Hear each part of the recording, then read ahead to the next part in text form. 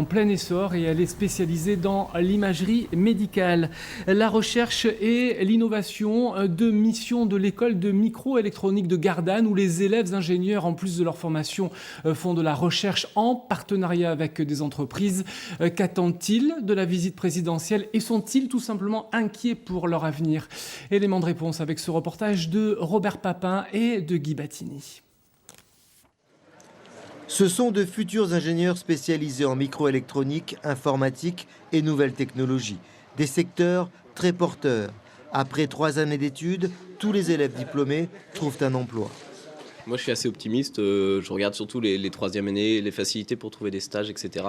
C'est vrai qu'au vu des anciens élèves, on voit que c'est assez facile de trouver un emploi. Je pense que l'électronique, on en trouve dans tous les domaines. Je ne pense pas avoir de soucis plus tard pour trouver un travail. Cette année, les élèves ingénieurs qui sont en 3e année, qui doivent faire un stage en entreprise, ont tous trouvé un stage en entreprise. Alors bien sûr, il n'est pas garanti que l'emploi soit au rendez-vous au mois de septembre, mais les secteurs sur lesquels nous sommes sont plutôt favorables. Ici, tous en sont persuadés, c'est grâce à la recherche que leur secteur d'activité retrouvera de la croissance.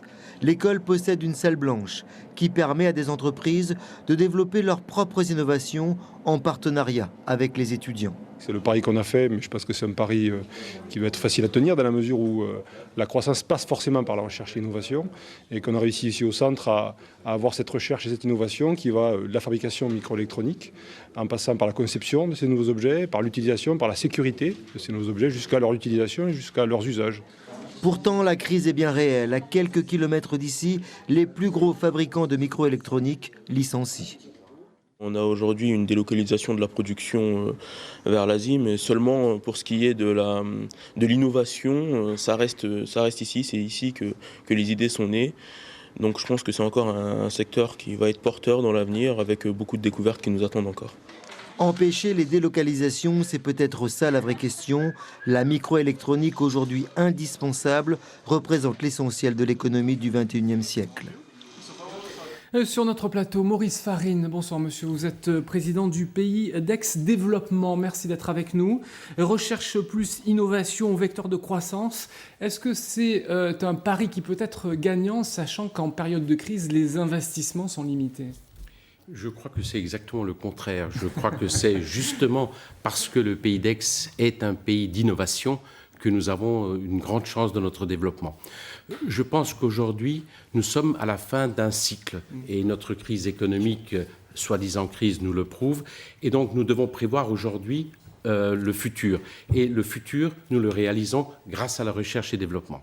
Quel type de secteurs, finalement, sont touchés par la recherche et l'innovation ? J'espère que tous les secteurs sont touchés.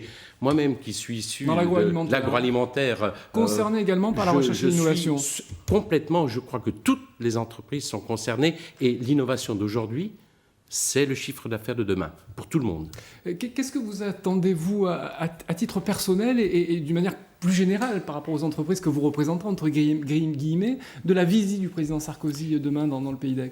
Mais déjà, nous sommes très très fiers que le président Sarkozy nous ait choisis pour faire sa déclaration sur l'innovation. Ce qui prouve que la métropole Aix-Marseille est reconnue à Paris comme étant un partenaire dans le domaine de l'innovation. Je me permets de vous rappeler que le pôle de recherche de notre région est le 2e pôle après celui de Paris-Île-de-France.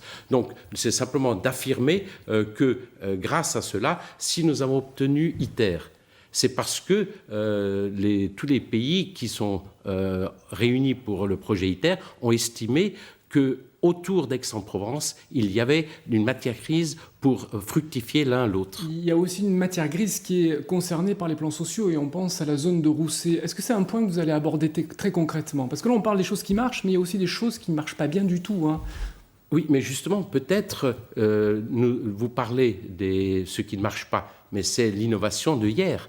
Et moi, ce qui m'intéresse, c'est l'innovation de demain. Et ce qui m'intéresse, c'est que nous avons actuellement une start-up qui est en train de s'installer dans les anciens bâtiments de ST Microélectronique pour nous fabriquer les cellules photoélectriques de demain. Donc je crois que c'est grâce à cette innovation que nous pouvons passer outre les problèmes de fin de cycle de notre économie actuelle. Vous êtes optimiste en tout cas. Merci beaucoup Monsieur Faré d'être venu sur notre plateau. Bien sûr, c'est une visite présidentielle sur laquelle nous reviendrons demain dans nos éditions. Merci bien. Je vous remercie.